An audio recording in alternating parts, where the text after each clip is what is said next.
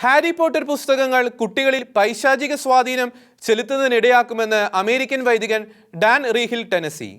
സംസ്ഥാനത്തെ കത്തോലിക്ക സ്കൂളിലെ ലൈബ്രറിയിൽ ഹാരി പോട്ടർ പുസ്തക ബുക്ക് വിലക്കേർപ്പെടുത്തി. മന്ത്രോച്ചാരണങ്ങളും ഇന്ദ്രജാലങ്ങളും നിറഞ്ഞ ഹാരി പോട്ടർ കഥകൾ പലപ്പോഴും വിമർശകരുടെ ശക്തമായ എതിർപ്പിനിടയാക്കിയിരുന്നു.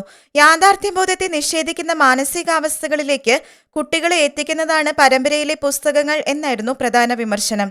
എന്നാൽ 7 വാല്യങ്ങളുള്ള പരമ്പരയിലുടനീളമുള്ള മന്ത്രോച്ചാരണങ്ങളും ഇന്ദ്രജാലങ്ങളും കുട്ടികളിൽ പൈശാചിക ശക്തികളുടെ സാന്നിധ്യത്തിന് ഇടയാക്കുമെന്നാണ് ഫാദർ ഡാൻ റീഹിൽ വ്യക്തമാക്കുന്നത്.